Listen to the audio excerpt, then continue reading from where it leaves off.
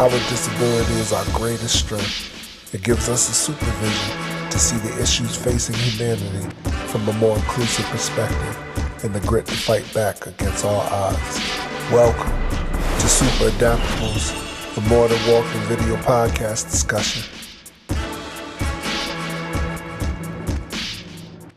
Welcome to Super Adaptables, the podcast where people of all abilities gather to discuss pressing issues that affect the disability community and their implications for the world at large. We are your host. I am Corey Pheez Lee, C4 complete quadriplegic since 2005.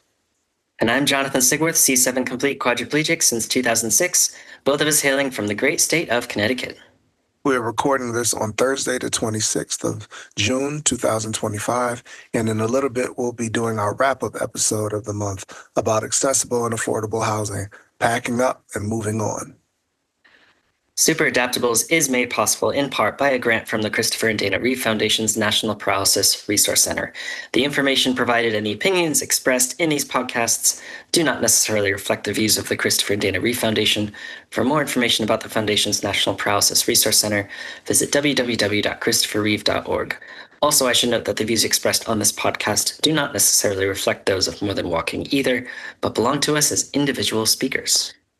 Now, whether you've moved into a new place or are packing up boxes and leaving fond memories behind, the experience of calling a place home is one of the most significant life choices anyone can make, and whether you're purchasing a home or renting a property.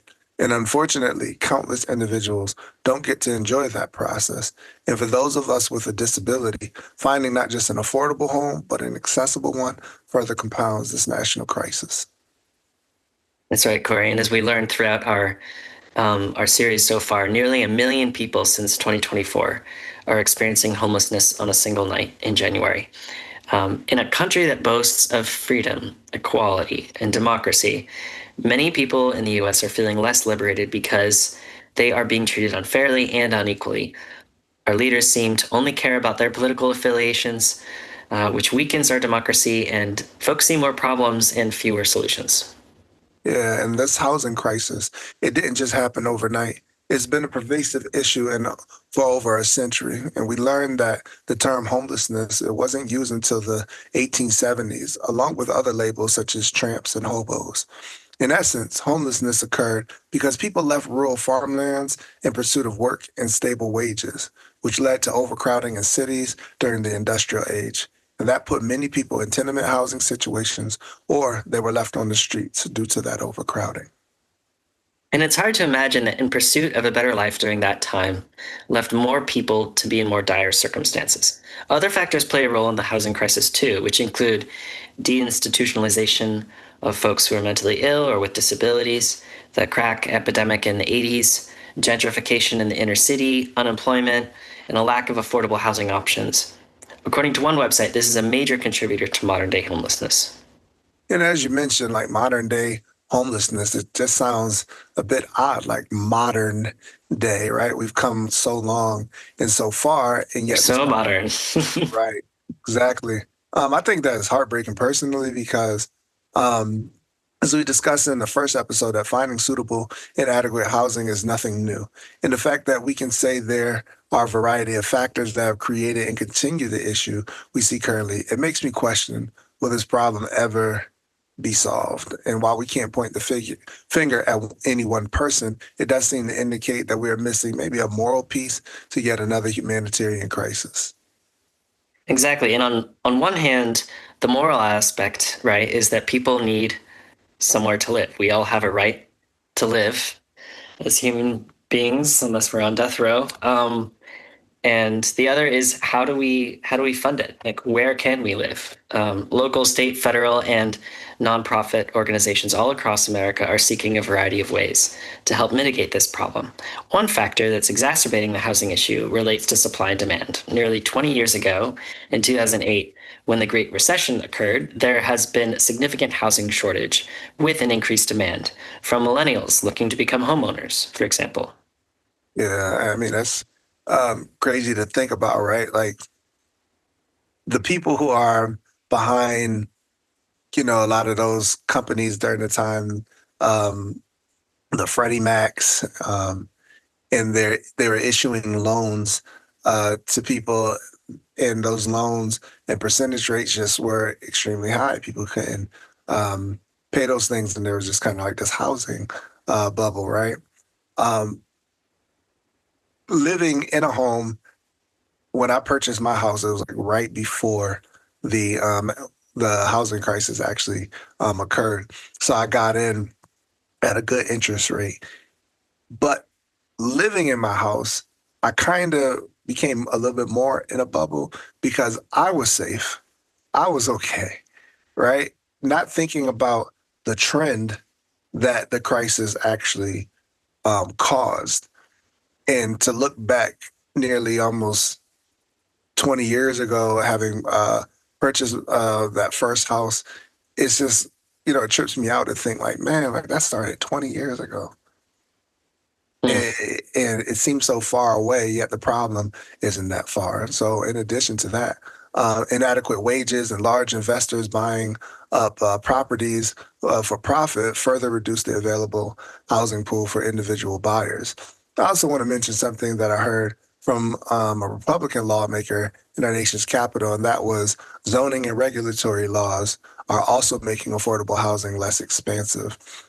And on Monday, our governor here vetoed some housing reform here in Connecticut. So I was reading this. It just was interesting to me because sometimes we think that it should just happen, right? Because we talk about it from a humanitarian standpoint, that people need somewhere to call their own, a roof over their head, and that they can feel secure. But the situation is just it's just not that easy. And so, as I was reading on uh, an article by CT Insider, Connecticut has the most constrained housing market in the country. Right? I think we're what the third smallest state, but our housing market, is constrained. And so there was a bill that aimed to promote transient-oriented development, and they defined that as a type of urban development that focuses on creating compact, mixed-use communities centered around public transportation. The aim is to maximize the use of public transit by clustering residential, commercial, and recreational spaces within walking distance of a transient station, thus reducing the need for private vehicles. It made me think about one of our good friends, Justina Plowden, who lives in Louisiana, and she has done a lot of work with trying to improve public transportation, especially for those of us with disabilities and wheelchair users. So when we talk about community engagement, that is a part of community engagement when we can figure out accessible and affordable housing. And if it is near public transportation, such as the fast track buses here in CT, then that person who could be in a wheelchair or just unable to drive, maybe they're legally blind, they can access other activities in the community without having to rely on a personal vehicle, which I think is a pretty cool move. And one of the provisions was also about allowing commercial buildings to be converted for residential use, block towns from imposing minimum parking requirements for residential developments, and ban hostile infrastructure that prevents homeless people from sitting or lying in public places, among some of the other provisions. Yeah, I mean, and just to give people not from Connecticut some context, we have, we have a great train line that starts in New Haven, goes all the way down to New York. There's a lot of commuters. And every town that you go to, except maybe for New Haven and Bridgeport and perhaps Stamford, I don't know, that have like parking garages right near the train stations. Mhm. Like I know here in Stratford, we have an itty bitty tiny parking lot. Milford, two itty bitty parking lots. And so you need a car in order to drive, park, and then take the train. And it just doesn't make sense. And we have so many, you know, abandoned warehouses and things like that in Connecticut that are being turned into apartments. And there's just a lot more opportunity for that to happen. And I guess something that I didn't know about with this bill was this, minimum parking requirement for residential development. So that what that means is if you want to build an apartment building, there are laws that say, well, then you need to build a parking garage next to it, or you need to have so many spaces available for those residents next to it. So this would the idea is that this would not require those things to the same level. Um, so I mean, it sounds like a good idea. So Corey, why did Governor Lamont veto the bill? Yeah, so again, according to CT Insider, he didn't want to move forward with a major housing legislation without buy-in from local officials. So I think his view was that more local officials he wants to partner with and try to figure out what it is that they want to see happening pretty much in their own backyards. It doesn't seem like he wants the language in the bill to sound as if the government is telling towns what to do, but rather he wants towns to take the lead. And he's quoted as saying, "What do you want your town to look like in 10 years? Put in place a plan to make that happen."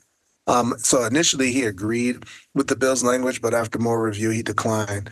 And debate largely hinged on a provision that would set affordable housing targets for each Connecticut town and reward municipalities that met those targets, a proposal that the governor had expressed increasing skepticism.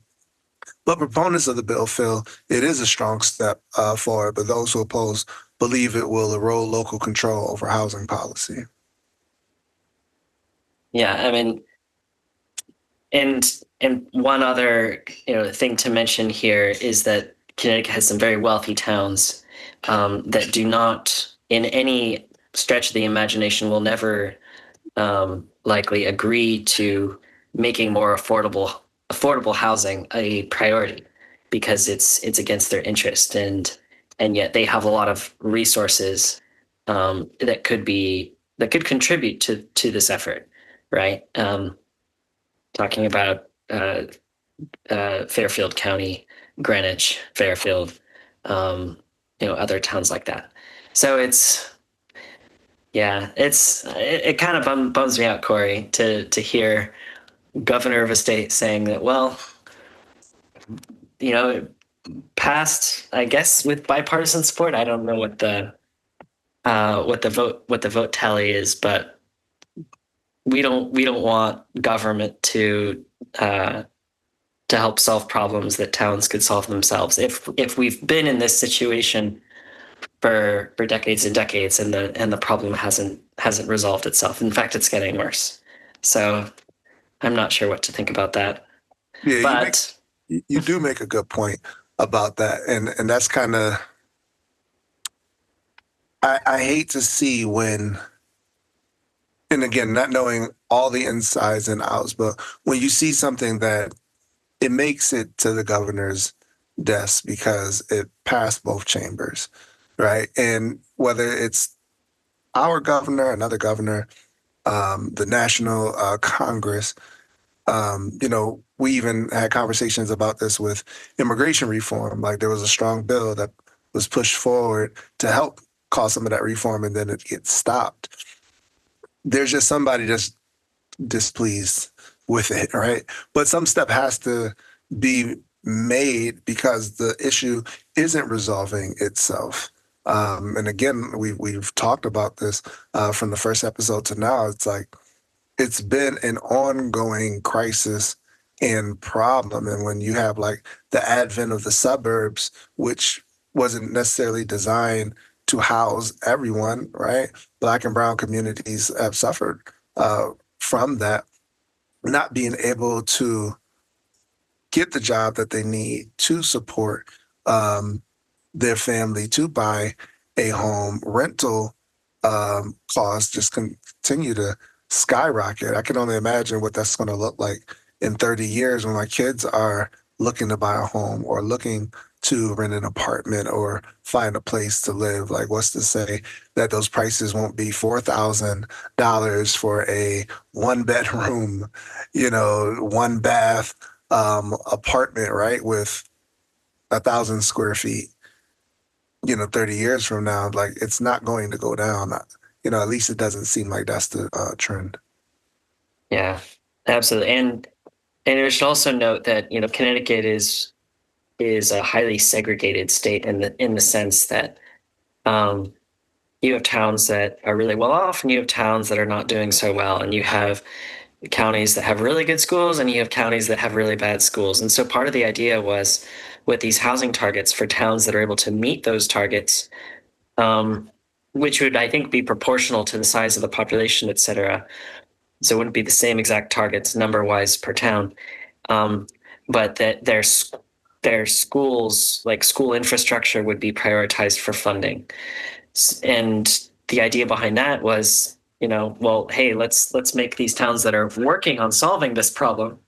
Let's not only let's help them improve their schools, because the places that really need it are the places where housing is an issue, and along what goes with that is, like, you have families, you have kids, people are going to who are going to live in these houses. They need to go to school somewhere.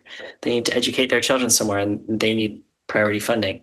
Um, so yeah, well, I mean, this also just goes to show that it's uh, fixing anything legislatively takes time, and um, I don't know all the ins and outs of this bill, but it is a complicated thing, and we'll just have to see what happens in the future, at least in Connecticut, concerning accessible and affordable housing, um, and in our nation as well. But Corey, what were some of your key takeaways from our group discussion last week? Yeah, I really enjoy hearing everyone's story about overcoming the barriers of accessibility during the early stages of the injury. And so, when you're making that transition, I know for me and my own personal thoughts, I was like, man, I'm probably going to go to a nursing home. And my parents, their houses, it's small on the inside, so it would be harder to navigate. Um, and can they even really take care of me? Which, fortunately, I didn't have to go to a nursing home, and that the VA supplied a rental ramp that allowed me to have access in and out of the house. But when I listen to Harley having to sleep on a couch, you think about a couch, it's cushions for, those who can feel. And at one point in time when we were able to feel was comfortable, we could kick up our feet, relax, watch TV, read a book. But a couch cushion, which would slowly cause you to sink and into the springs, is just a pressure ulcer away. You're one trip away from being in a hospital. So having to be forced to live like that um, for a number of years is a difficult thing. So I was intrigued by her story. Mark really hit home when he talked about not being able to eat meal times just with the rest of the family all the time. And even though his family would come down and spend time with him, it's almost like, man, you guys are coming over to my house, as opposed to, well, we live in the same house, same community, and we can be able to just enjoy it at once. And having to make those changes are tough. So I really could relate to that on a deeper level. And then for you, you lived abroad. So the dynamics of accessibility change with different cultures, different countries, different laws. Um, that was eye opening for me, because I'm just like, you kind of, even though you don't necessarily know what to expect from state to state, you generally know that our nation follows the same rules because we have a national law that certain things have to be ADA compliant, right? But before going to there, I'm like, how much studying did you do? I know that you got hurt there and you had some familiarity, but it's like, In how much India, studying? yeah. Yeah, how much studying did you do before you decided to leave home, get on that train, and then go travel back? So I thought that was amazing. But in a world that is constantly changing, we have to be a voice, drawing attention to these issues that have so many variables. But what were some of your key takeaways from that group discussion? Well, let me kind of go backwards. So starting on the international front, something just came to mind was, it's all about, what are people expectations of people with disabilities? Like I mentioned in our discussion that there was like a neighborhood protest when we made a ramp into our own ground floor apartment, right? Um, and so like no one was seeing a ramp in public to a house was like unheard of, which just you can imagine how accessible everything else is. But in terms of like the planning, I went with a mindset that um, I can get anywhere as long as there are people willing to help me, and that I'm able to convince them to help me. And it was true. I'm able to get picked up by strangers and placed in taxis. I'm able to, if I want to go see a movie, I'm able to get help from strangers to get me up the stairs. And so without elevators, without ramps, I was used to navigating India, navigating Delhi, trains, buses, whatever, because I I expected to be helped. I made those expectations known, and people, okay, well, he's asking us to help him, sure. Um, but when you grow up in a society that doesn't have those expectations, one, you don't have the expectations for yourself. Two, no one has those expectations for you. So what happens first? Nothing happens. Nothing changes. And so if we want to change the affordable and accessible housing crisis here, we have to change expectations first, and make it real that what is currently happening is not acceptable, and why, and we're going to push for things to be different. And that's kind of what we did in a very little bit for the brief amount of time that I was living there. um, but that's what we have to do, elsewhere. um, I know Harley mentioned that she was homeless for a period of time, sleeping out of her car. And that Mark, after getting out of the basement or the ground floor of his parents' duplex, he got his own accessible house, which he's been living in since, which is amazing. Um, and I just wish that there wasn't so much work required to retrofit our homes, to make them accessible. Um, we talked a little bit about universal design, but I would love to see that just being implemented more and more as the default measure, where you don't need to make a house look like the interior of a nursing home in order to be accessible. It's already kind of built in with the mindset that, at some point, this house may be retrofitted with a lift, or maybe retrofitted with grab bars, or maybe retrofitted with something else. So let's design these homes to make that as easy as possible in the future, you know? Yeah, like you said, by default, right? So it makes me think about this game that my kids play. They play Roblox, and it's games within games within games. And they were showing me like an amusement park that they're building. And now that I think about it, I'm gonna kind of plug it into their mind and say, is it accessible? Is it can people in wheelchairs tour through your park? Because that's where it really begins, right? Like the way that we think about disability has always started when we were younger, and the things that we saw, especially if we didn't directly have to deal with a disability, or if you did, you might have felt like that disability that you were dealing with constantly was the extent of the disability, right? I know for me, thinking about paralysis, I always thought it was just going to be, oh, well, I'm going to be able to propel myself around because I didn't see motorized wheelchairs. In fact, I wish I knew a statistic of how many people were in motorized wheelchairs in the 90s, right? As opposed to motorized wheelchairs now. So when you don't see it, but you do see people, propelling themselves, that's what you think that it is. But that's kind of where the mindset goes. And for example, like, right, my youngest son said something to me the other day, and I helped to just broaden his mind and his perception about it.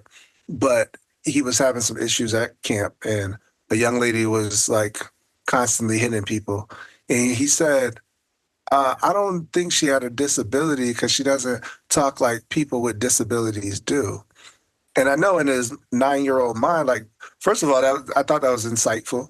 But also, his thought process is somebody with a disability talks a certain way, not realizing that everyone's speech isn't affected who has a disability, such as their dads. Um, but if he thinks that way now, imagine if it's never corrected.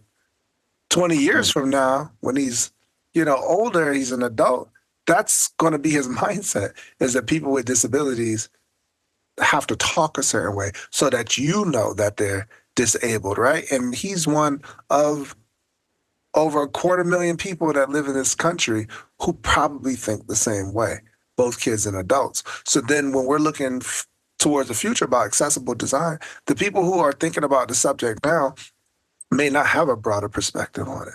They just might Yeah. be still stuck in a box and therefore they can't address the issue because they're just like, it's not that bad. All you need is a grab bar, right? Well, I don't need a grab bar because I can't use my arms. So therefore Yep. that doesn't apply to me, right? Absolutely. I mean, another thing that I just want to echo again is that it costs around, on average, $7,000 a month per person for someone to be in a nursing home. That's the highest rent I've ever heard of. And I can't imagine any kind of modification that you make to a home one time to make it accessible versus $7,000 a month for years and years and years. There's these that's being paid by state insurance, i.e., taxpayer dollars and federal funding. It's only cost saving to help people live in their own homes and modify it and to promote universal design compared to getting people into nursing homes because that's the only accessible place they have to live. Uh, Yeah. but yeah, so yeah, it was exciting and looking forward to what we will be discussing next week, Corey.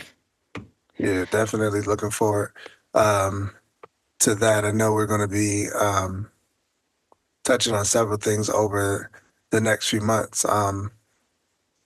That's hitting, even closer to people's wallets, everything from, Social Security and Medicaid, et cetera.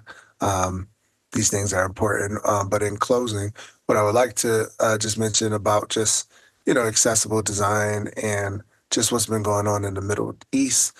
So every time you see a building demolished or a street filled with charred vehicles, groups of people being displaced and directed to run for shelter, I want people to think about their housing situation and what that's going to look like in the end. And for those who are the first responders searching through the rubble for signs of life, and someone could be trapped on the floor with no elevator if they have mobility issues, or the power might be shut off, or one of those burnt vehicles now rests on a curb, which impedes traffic for wheelchair users.